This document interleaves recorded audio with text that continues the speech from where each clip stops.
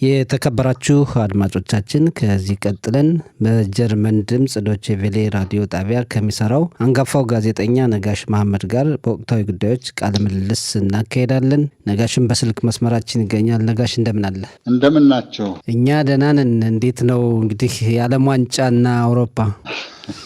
አውሮፓ እንግዲህ አሁን በስፔንና በአርጀንቲና መካከል ነገ የሚደረገውን ጨዋታ እየተጠባበቀ ነው። ዛሬ ፈረንሳይና ኢንግላንድ ይጋጠማሉ። እንግዲህ የዛሬውም ቀላል አይሆንም ነው የሚባለው። ምክንያቱም የፈረንሳይ ተጫዋች በተለይ ምባፔ የሚባለው በጎል ብዙ ቁጥር ማስቆጠር ስለሚፈልግ እንግሊዞች ላይ ጠንከር ብለው ይቀርባሉ ተብሎ ነው የሚታሰበው። አዎ ከሜሲ ጋር እኩል ነው ያለው። እንግዲህ ፍክክር ይታይበታል ተብሎ ይጠበቃል። ያው በእስራኤል ሰዓት አቆጣጠር የእንግሊዝና ፈረንሳይ ጨዋታ ከሌሊቱ 12 ሰዓት ጀምሮ ነው የሚካሄድ። በእናንተ ስንት ሰዓት ማለት ነው የሚሆነው?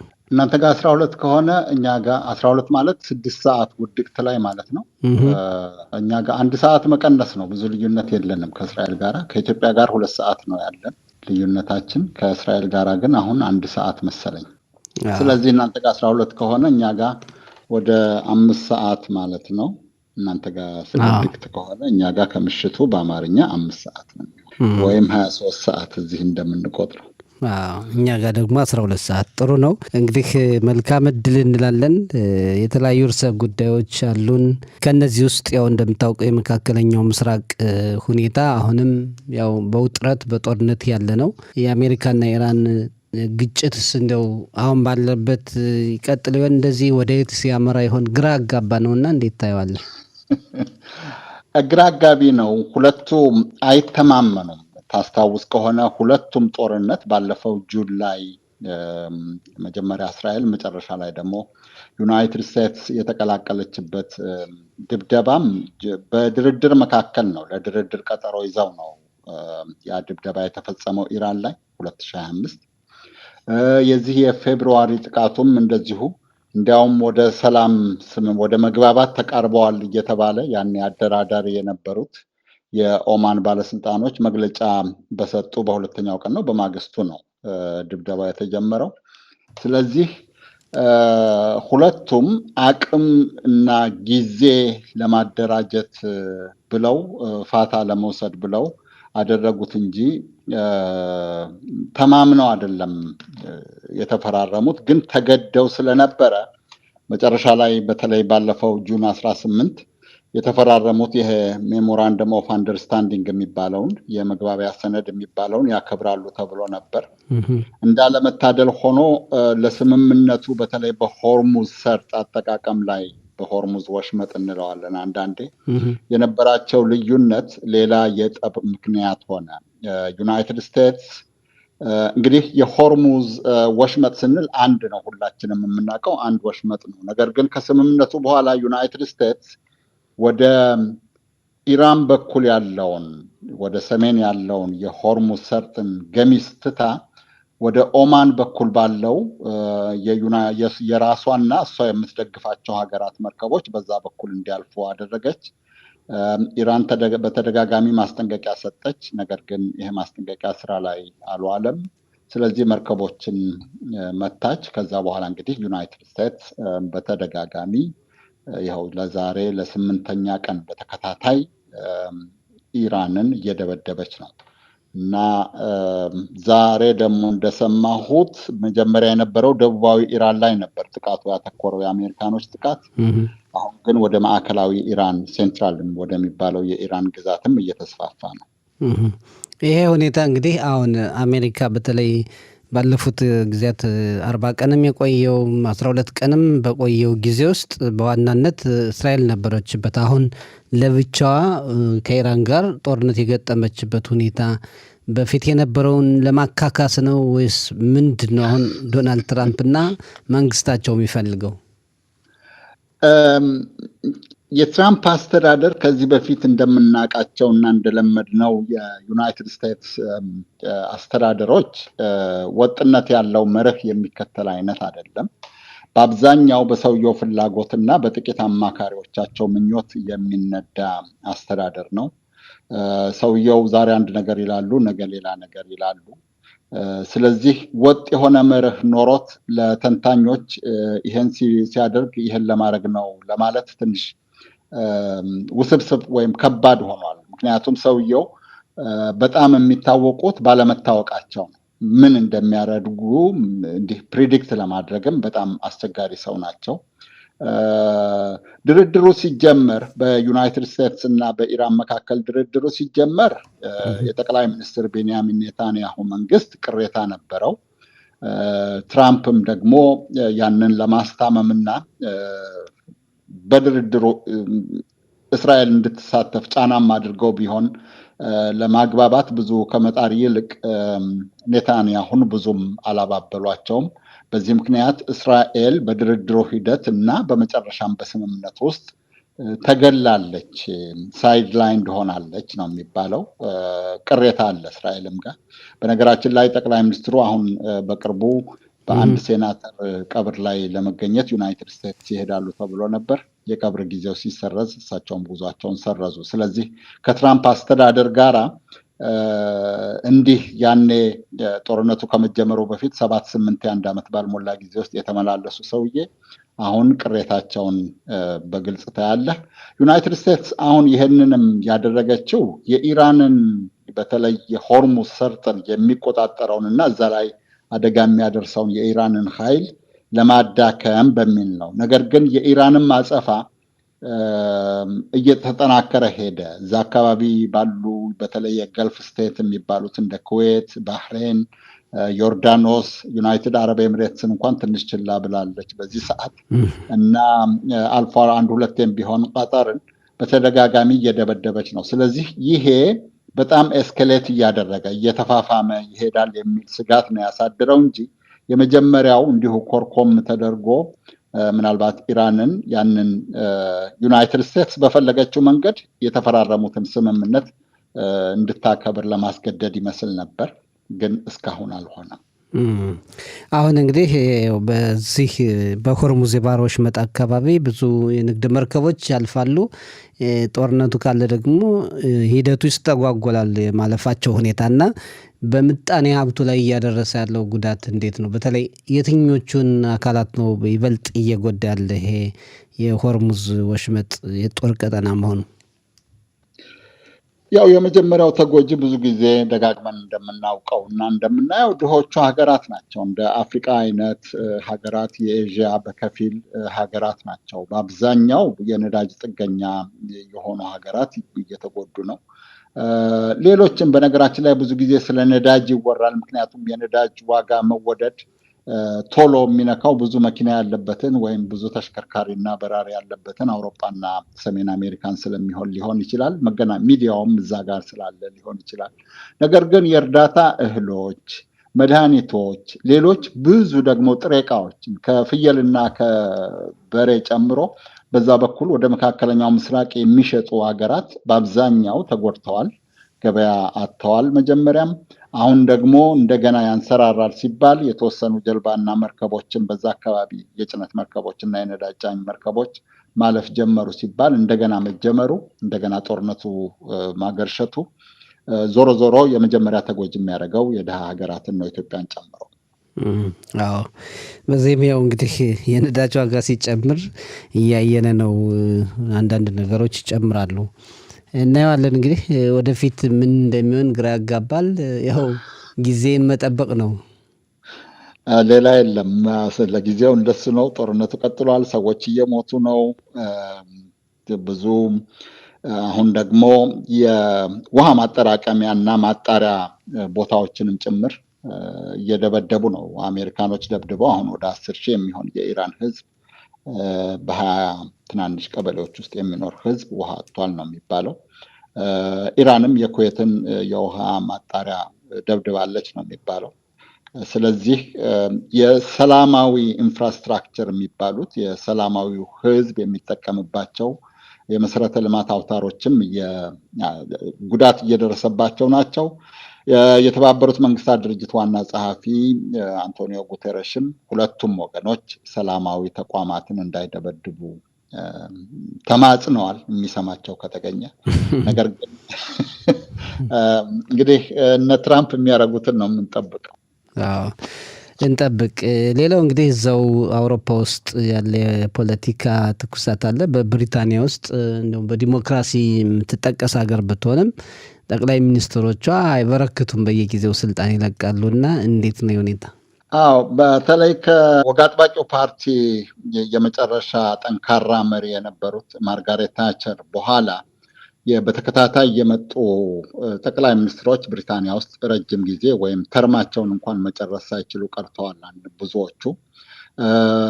ነገር ግን አሁን እንደነ ቶኒ ብሌር አይነቶቹ ሌበር ፓርቲን ከብዙ ጊዜ በኋላ ለስልጣን ያበቁ ከግራ ወደ መሀል ገፍተው ማለት ፖሊሲውን ቀያይረው ለድል እንዲበቃ ያደረጉ መሪዎች እንግዲህ ያኔ በኢራቁ ጦርነት ምክንያት ስልጣን እንዲለቁ ከራሳቸው ከሌበር ፓርቲ በመጣባቸው ግፊት ምክንያት ተገደዋል።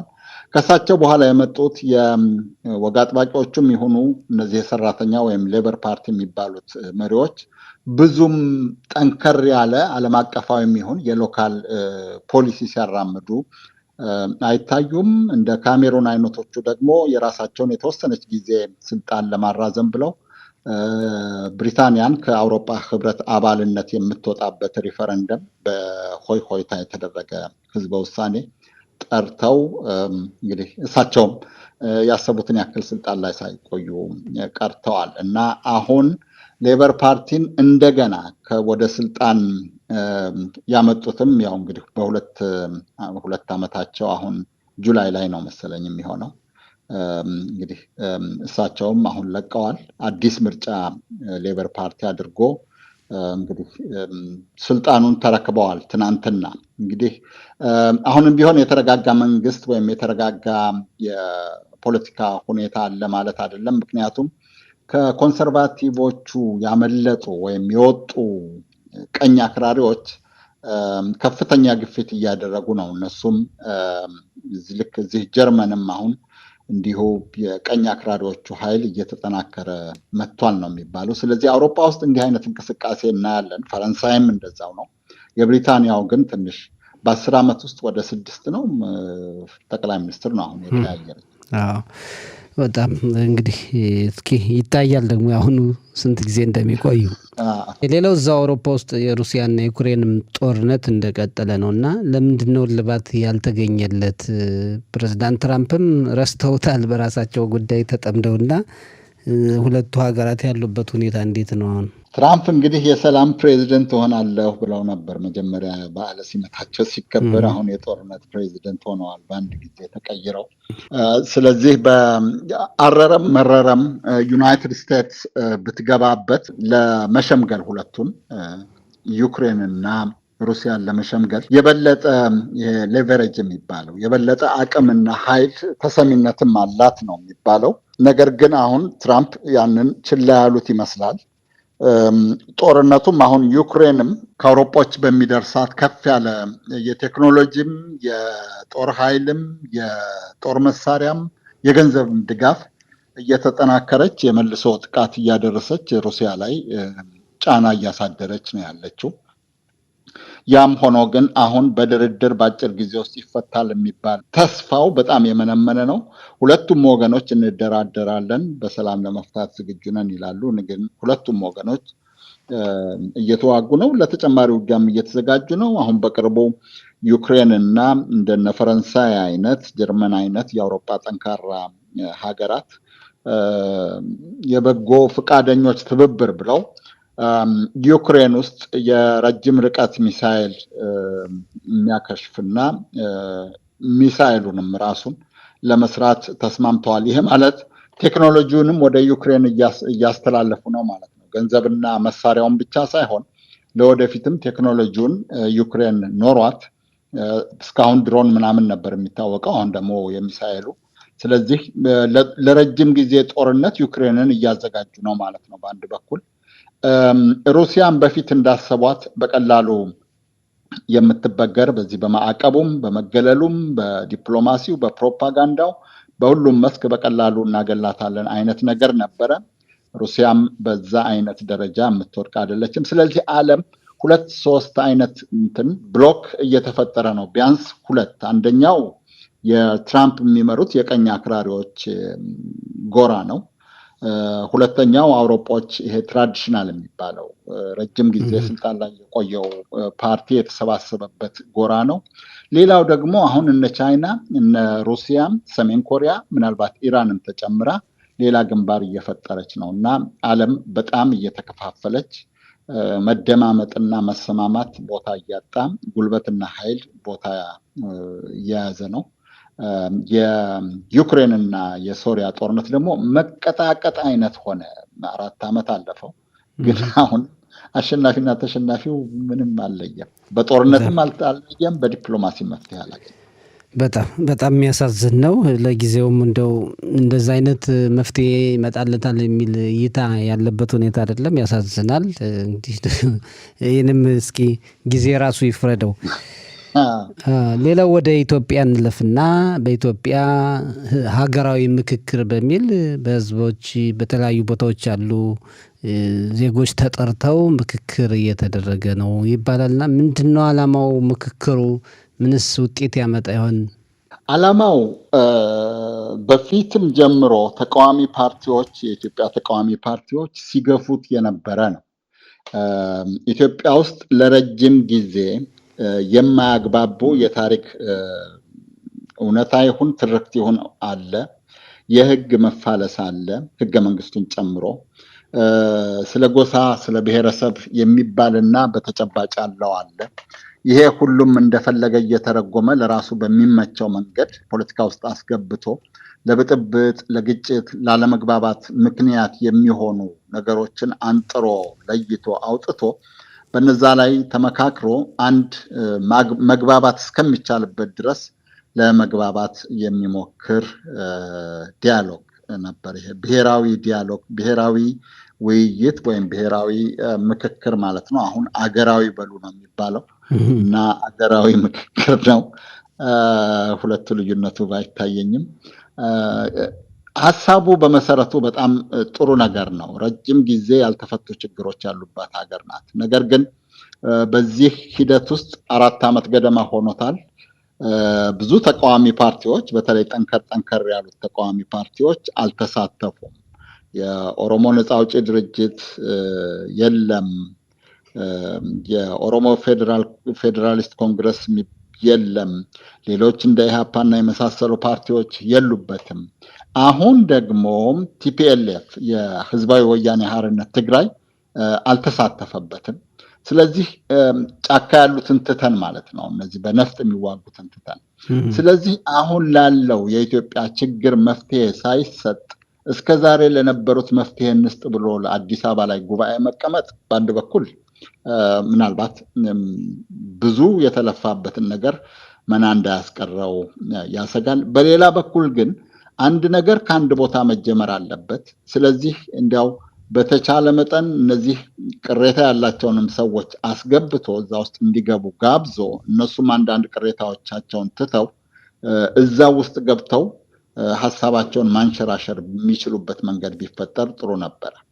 አለበለዚያም 4000 ሰዎች ተሰብስቦ ይኸው ሁሉ ገንዘብና ጊዜ ጠፍቶ የመጨረሻ ውጤቱ ብዙዎቻችንን የማያግባባ ከሆነ ልፋት ነው የሚሆነው። ከጦርነት ከግጭት በህግ አተረጓጎም ላይ ካለመግባባት ኢትዮጵያን ካላወጣት ዞሮ ዞሮ እዛው የነበርንበት ቦታ ነው የምንመለሰው ማለት ነው። አንዳንድ አካላት አሁን እንዳልከው በጥሩ የሚያዩ በጥሩ ጎን ነው የሚሉ አሉ። አንዳንዶች ደግሞ የገዢው ፓርቲ የራሱን ጊዜ ማራዘሚያ እንጂ በእውነት አይደለም።